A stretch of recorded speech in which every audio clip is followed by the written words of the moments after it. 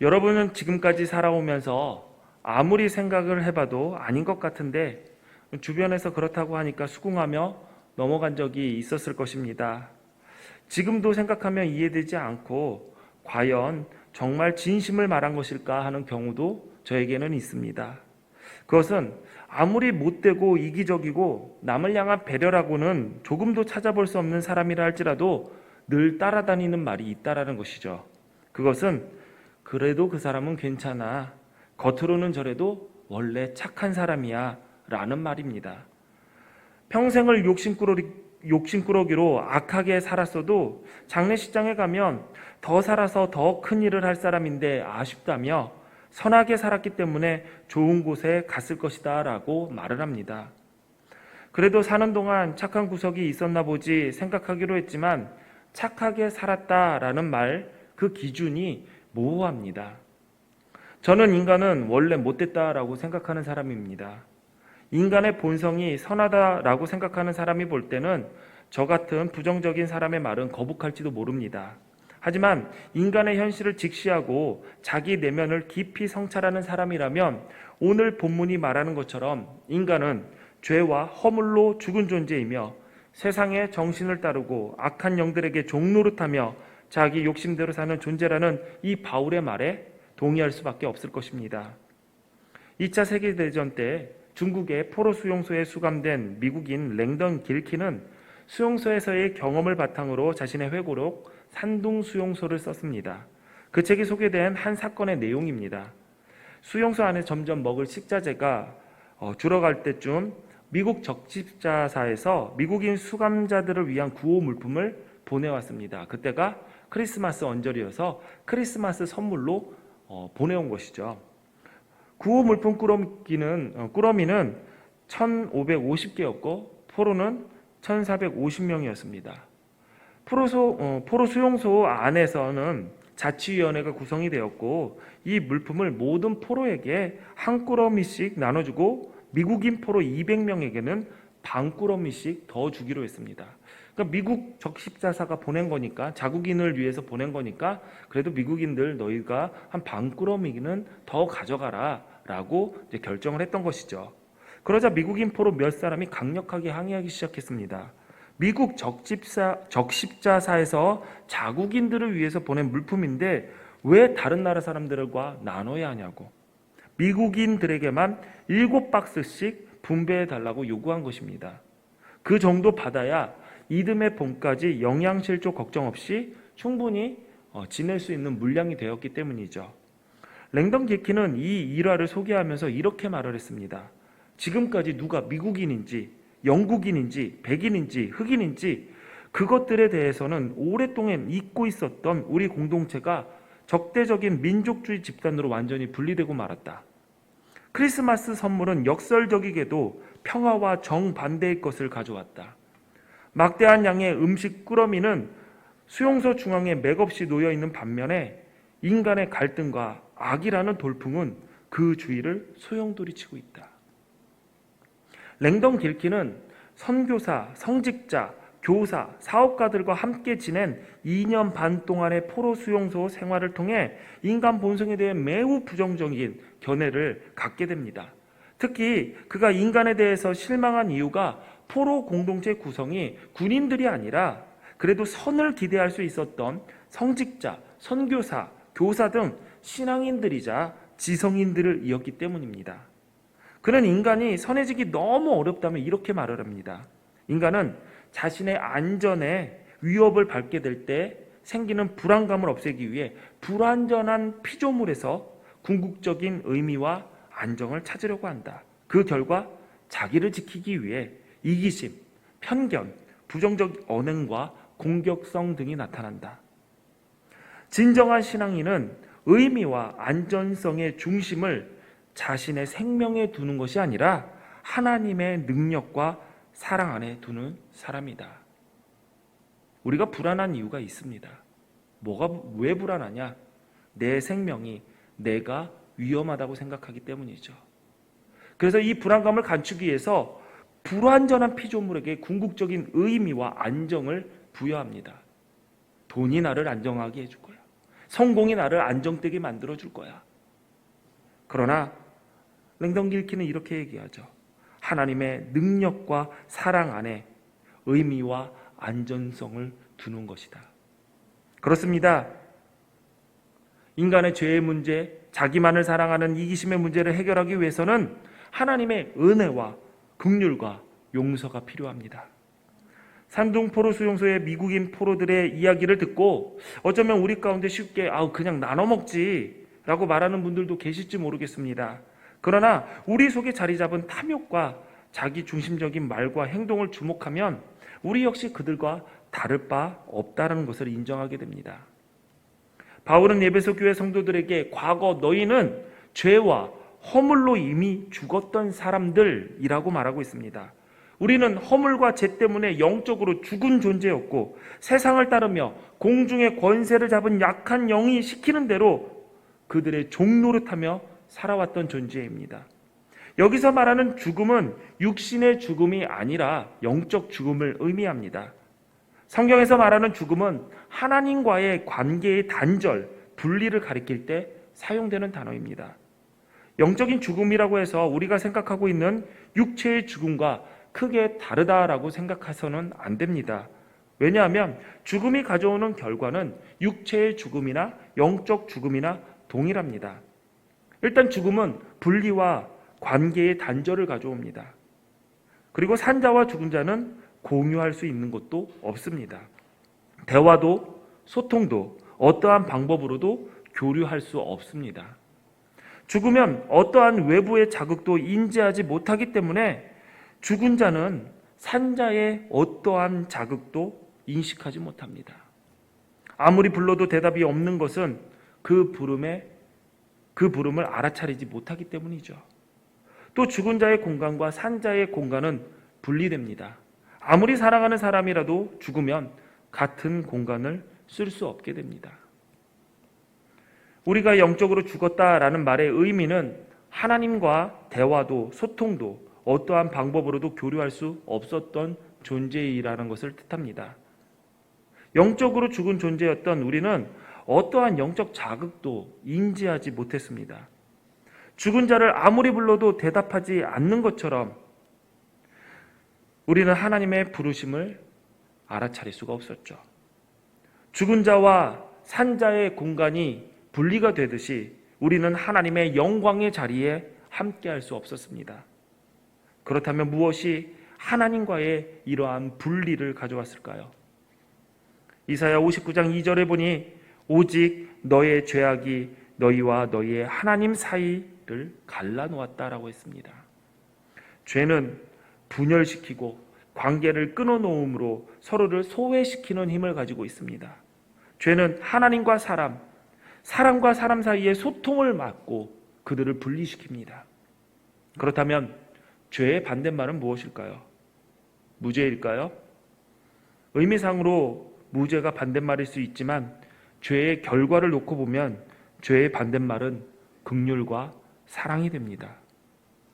죄가 분리와 소외를 낳는다면 긍휼과 사랑은 하나 되게 만들기 때문이죠.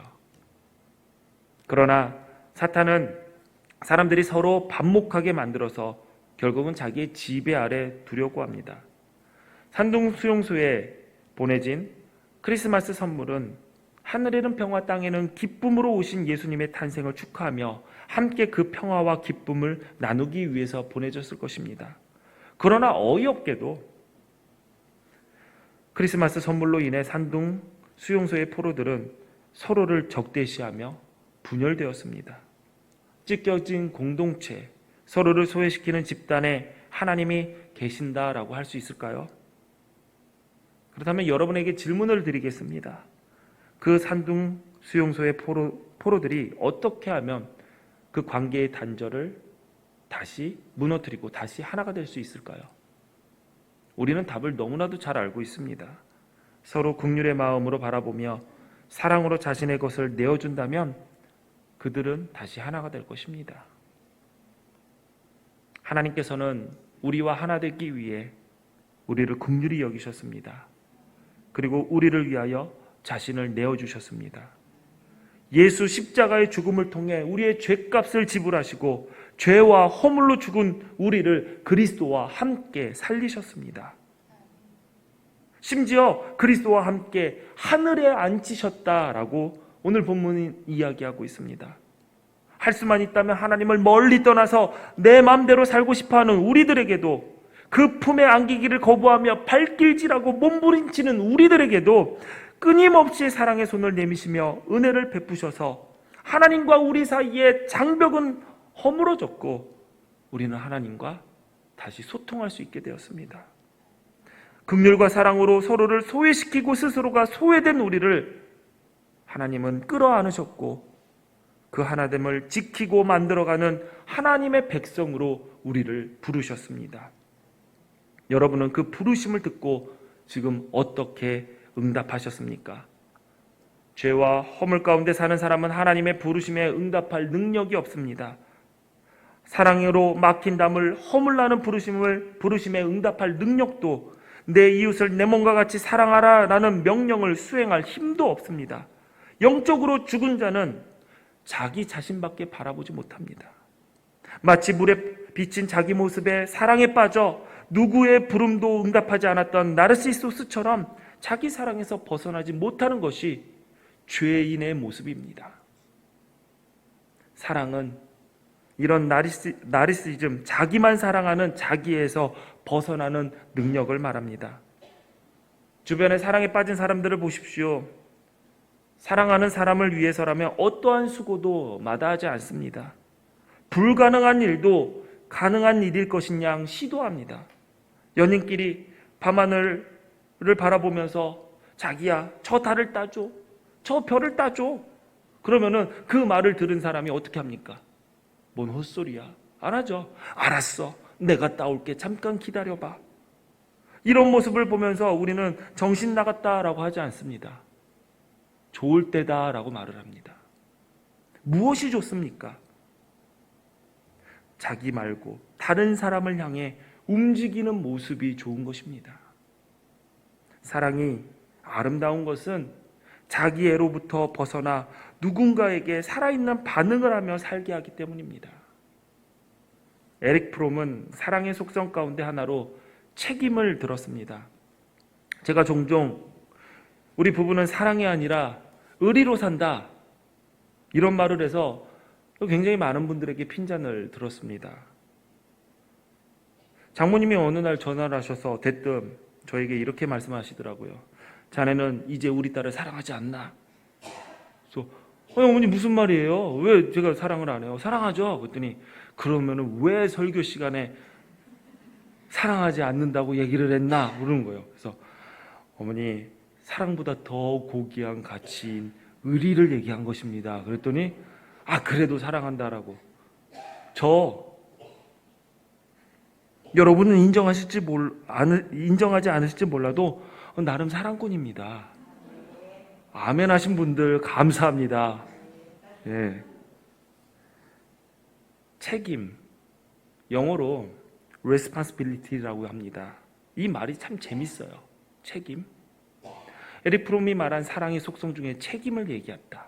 이 책임의 단어는 responsibility, 응답하다라는 뜻을 가진 response와 능력을 뜻하는 ability의 합성어입니다. 즉 책임은 응답할 수 있는 능력을 뜻합니다. 그렇다면 여러분은 하나님을 사랑하십니까? 우리가 하나님을 사랑한다면 우리 역시 하나님의 부르심에 응답할 수 있어야 됩니다. 나의 양을 치라, 나의 양을 먹이라, 나의 포도원에 가서 일하라. 이러한 부름을 듣고도 바쁘다고, 혹은 아직 때가 아니라고, 능력이 없다고 핑계대고 있지 않으십니까? 함께 일하자라는 하나님의 부름에 응답하는 것을 미루는 순간 그 사랑의 반응을 거부하는 것이고, 그 영적인 부름에 응답하지 않는 모습은 아직 영적인 죽음 상태에서 깨어나지 못했다라는 것을 의미하는 것입니다. 오늘 본문은 우리를 영적으로 죽은 존재였음을 말하고 동시에 사탄을 따르는 본질상 진노의 자녀라고 말하고 있습니다. 왜 인간이, 하나님의 창조물이 이렇게 비참한 지경까지 떨어지게 된 것일까요?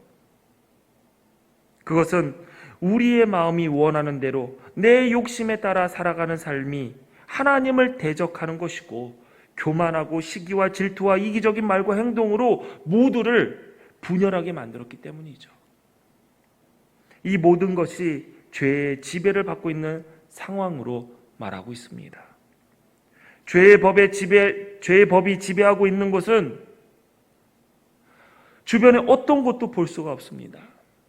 연못에 비친 자신을 바라보며 죽어가는 나르시소스와 같이 하나님의 부름에 응답하지 못하고 내 이웃을 사랑하라는 그 말씀을 듣지 못하고 끝까지 자기 자신만 바라보다가 영원한 사망 속에 헤어나지 못하는 그 모습, 나르시소스와 똑같은 것 같습니다. 그렇다고 해서 어쩔 수 없지 않느냐, 자포자기해서는 안 됩니다.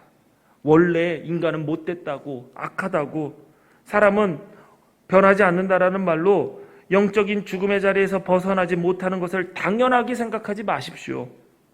우리는 지난주 하나님의 지극히 크신 능력이 예수 그리스도를 죽음에서 살리시고 그리스도를 교회에 충만하게 하셨다는 말씀을 함께 나눴습니다. 바울은 그 연장선상에서 하나님의 그 힘의 위력이 예수 그리스도를 살리신 것처럼 허물과 죄로 죽었던 우리를 살리셨다라고 선언하고 있습니다. 우리의 삶에 반전이 일어난 것입니다. 오늘 본문 4절에 우리말 성경에는 생략되어 있지만 헬라어 원문에는 그러나로 시작이 됩니다. 그렇습니다. 신앙의 신비는 그러나라는 단어에 있습니다. 그러나라는 부사는 지금까지 끌고 왔던 서술의 흐름을 완전히 뒤집어 놓는 역할을 합니다. 우리는 사랑받을 자격이 없습니다. 그러나 주님이 우리를 사랑하셨습니다. 우리는 죄로 인해 죽었습니다. 그러나 하나님은 우리를 그리스도와 함께 살리셨습니다. 이 세상 풍조를 따르고 공중 권세를 잡은 자를 따르고 육체의 욕심에 따라 살아가는 심판받을 수 없는 본질상 진노의 자녀들이었지만, 그러나 긍휼이 풍성하신 하나님이 우리를 사랑하신 그 큰 사랑을 인하여 허물로 죽은 우리를 그리스도와 함께 살리셨고 또 함께 일으키사 그리스도 예수 안에서 함께 하늘에 앉히셨습니다. 그래서 우리가 어떻게 되었습니까? 하나님의 부름에 응답할 수 있는, 반응할 수 있는 살아있는 존재가 되었습니다. 할렐루야! 우리는 예수 믿으면 구원받는다라고 말을 하죠. 그게 무슨 뜻입니까? 단순히 우리가 죽으면 천국 간다? 물론 우리도 그러한 소망을 품고 살아갑니다. 하지만 구원받았다라는 것은 단순하게 우리가 천국에 들어갈 수 있는 입장권을 받았다라는 것만 의미하지 않습니다. 구원받은 것은 하나님의 부르심에 반응할 수 있는 살아있는 자가 된 것을 의미하는 것이고, 살아있음을 증명하는 것은 움직이고 응답하여 구원받은 사람답게, 살아있는 자답게 예수님의 사람다운 삶을 통해 하나님의 통치를 이 땅에 실현시킴으로 하나님 보시기에 좋다라고 하실 만큼 아름다운 세상을 만드는 일에 뛰어드는 것입니다. 산둥 수용소의 포로들처럼, 또 나르시소스처럼 자기 자신만을 사랑하며 죽어가는 것이 아니라 주님이 보여주신 그 섬김의 리더십으로 타인을 향한 사랑과 긍휼의 마음으로 서로를 갈라놓았던 벽을 허물고 서로를 소외시키던 장벽을 무너뜨려 서로를 끌어안는 삶이야말로 오늘 본문에서 나와 있는 그리스도와 함께 하늘에 앉은 영광스러운 존재, 구원받은 하나님의 자녀의 모습입니다. 여러분 생각해 보십시오. 여러분 주변에 담장들이 있지 않습니까? 사람과 사람과의 담장, 하나님과의 그 장벽, 여러분은 무너뜨릴 수 있습니다. 살아있는 존재입니다. 그것을 위하여 여러분들이 부르심을 받았습니다. 하나님을 사랑하신다면 그 부르심에 책임지십시오. 반응할 능력이 여러분 가운데 있음을 믿으십시오. 여러분, 우리는 이제 죄와 허물에 따라 죽었던 옛사람이 아닙니다. 주님과 함께 하늘에 앉았다라는 것은 미래에 일어날 일을 말하는 것이 아니라 지금 현재 이미 일어난 일을 뜻합니다. 우리는 이 땅에서 이미 천국을 살아가는 사람입니다. 나 좋을 때가 아니라 하나님의 뜻을 따라 살아가는 사람들이죠. 또한 본문은 주님이 우리를 구원해 주신 까닭을 하나님의 은혜의 풍성함을 장차 올 모든 세대에게 드러내 보이시기 위함이라고 말하고 있습니다. 그렇습니다. 우리의 존재 자체가 하나님의 은혜가 풍성하시다라는 것의 상징물이 됩니다. 본문 10절 우리 같이 한번 읽어볼까요? 시작. 우리는 그가 만드신 바라 그리스도 예수 안에서 선한 일을 위하여 지으심을 받은 자니 이 일은 하나님이 전에 예비하사 우리로 그 가운데서 행하게 하려 하심이라. 아멘. 여기서 만드신 바에 해당하는 헬라어 단어는 포이에마입니다. 이것은 적합하고 균형을 맞춰 시적절하게 수고하여 만든다라는 뜻으로 고전 문헌에는 공예가나 장인들이 만든 작품을 가리키는 데 쓰였습니다. 오늘 본문은 이 단어가 하나님께서 그리스도 안에서 구원하신 성도를 가리킵니다. 우리는 하나님께서 오래 참음과 인자하심과 사랑과 긍휼이 풍성하심 그리고 선하심 가운데 빚어 만드신 작품입니다. 하나님의 목표는 바로 우리를 예수님 같은 모습으로 만드시는 것이죠. 그러기 위해서 주님은 우리 속에 하나님의 거룩한 영, 성령을 부어주십니다. 빌립보서 2장 13절에 너희 안에서 행하시는 이는 하나님이시니 자기의 기쁘신 뜻을 위하여 너희에게 소원을 두고 행하게 하신다라고 했습니다. 우리는 구원을 얻기 위하여 선한 일을 해야 하는 것이 아니라 이미 구원받은 하나님의 백성이기 때문에 하나님의 뜻에 순종하며 하나님의 목적에 맞게 선을 행하며 살아야 합니다. 그래서 성경은 우리에게 선을 행하라라고 강조하고 있습니다. 로마서 12장 17절에 아무에게도 악을 악으로 갚지 말고 모든 사람 앞에서 선한 일을 도모하라라고 했습니다. 또 예수님께서 우리를 위해 자신을 내어주신 이유가 우리로 하여금 선한 일을 하는 예수님의 사람이 되게 하기 위해서라고 이야기합니다. 디도서 2장 14절에 보니 그가 우리를 대신하여 자신을 주심은 모든 불법에서 우리를 속량하시고 우리를 깨끗하게 하사 선한 일을 열심히 하는 자기 백성이 되게 하려 하심이라 라고 했습니다. 심지어 야고보는 사람이 선을 행할 줄 알고도 행하지 않으면 죄다라고 이야기했습니다. 그러므로 선한 일을 하는 것은 구원받은 우리에게 주어진 사명이자 우리와 우리 교회 공동체가 하나님의 작품이자 새로운 피조물이라는 것을 입증하는 결정적인 증거가 됩니다. 구원받은 성도들은 하나님의 작품으로서 선한 일을 행함으로 하나님의 능력과 영광과 지혜를 드러낼 수 있습니다. 어떤 작품이든 그 작품은 그것을 만든 사람의 솜씨를 드러내기 마련이죠. 예를 들어 도공이 정성을 들여 빚은 도자기는 그 자체가 도공을 드러냅니다. 우리가 도공을 만나지 않더라도 그 작품을 보고 도공의 연륜과 솜씨를 알게 됩니다.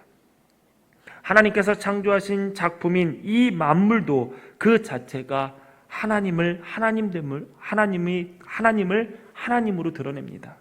로마서 1장 20절에 보니까 창세로부터 그의 보이지 아니하는 것들 곧 그의 영원하신 능력과 신성이 그가 만드신 만물에 분명히 보여 알려졌나니 그러므로 그들이 핑계하지 못할지니라 라고 했습니다. 이와 같이 하나님의 작품인 구원받은 성도들도 하나님의 새로운 창조의 능력과 지혜를 온 세상에 드러내는 존재입니다. 또 우리들이 하나님께서 미리 예비하신 선한 일을 할 때 세상에 하나님을 드러내게 합니다. 예수님께서 제자들에게 이렇게 명령하셨습니다. 너희의 빛이 사람 앞에 비치게 하여 그들로 너희의 착한 행실을 보고 하늘에 계신 너희 아버지께 영광을 돌리게 하라. 그렇다면 우리는 비참한 처지에 있었던 우리를 그러나의 반전을 통하여 우리를 하나님의 작품으로 삼으신 까닭을 분명하게 기억해야 할 것입니다. 그것은 선한 일을 하게 하시려는 것입니다. 죄와 허물로 죽은 사람들, 하나님의 부르심에 요구에 응답할 능력이 없는 사람들이죠. 그러니 하나님을 기쁘시게 할 수도 없습니다.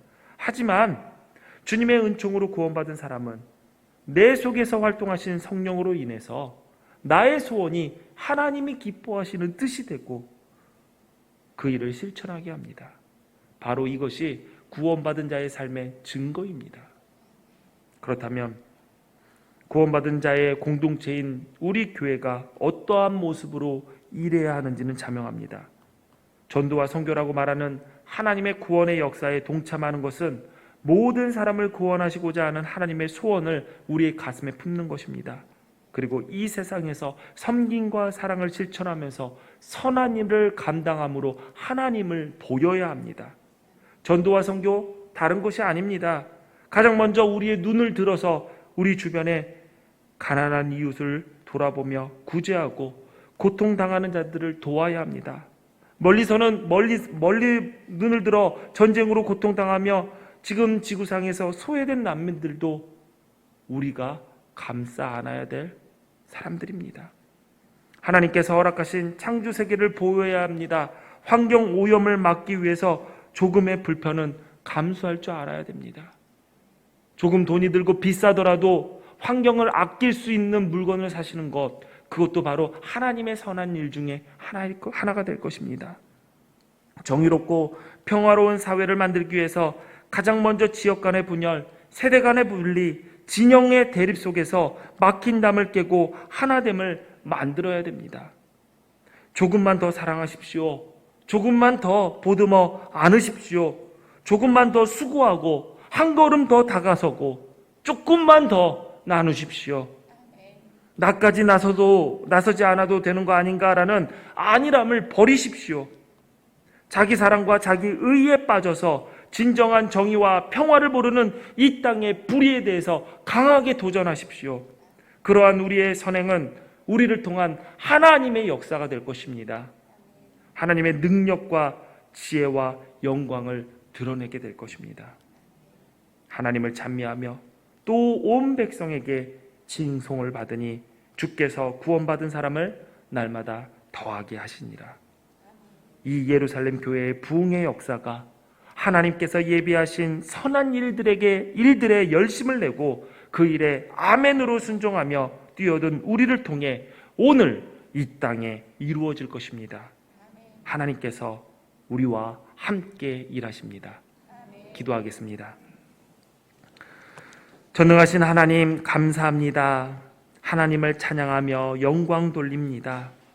하나님, 죄와 허물로 죽었던 우리를 살리시고 하늘에 그리스도와 함께 앉히시고 주님께서 미리 예비하신 선한 일을 통하여 하나님을 드러내게 하는 도구로 삼아주심을 감사합니다.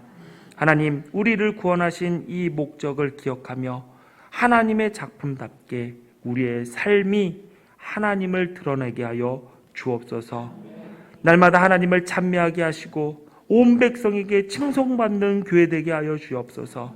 그래서 그로 인하여 하나님이 하나님됨을 드러내게 하시고 이 교회 공동체를 통하여 구원받는 사람이 날마다 더하는 은혜를 경험하게 하여 주옵소서. 구별된 예물 하나님께 드립니다. 이 예물 받으시고 하나님의 영광을 위해서 사용하여 주옵소서. 우리가 하나님께 드렸습니다. 하나님, 이 예물을 드린 것이 아니라 이 일부를 드린 것을 통하여 우리의 전체를 드렸습니다. 하나님, 이 일부를 거룩하게 하나님께 드려 우리의 삶을 거룩하게 하나님께 전부 드렸습니다. 하나님, 이 마음을 받으시고 하나님, 우리의 삶을 사용하셔서 하나님의 영광을 드러내게 하여 주옵소서.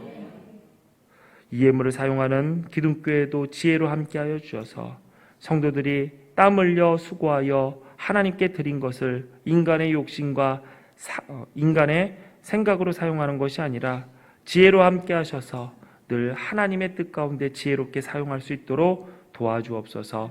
예수님 이름으로 기도합니다. 아멘.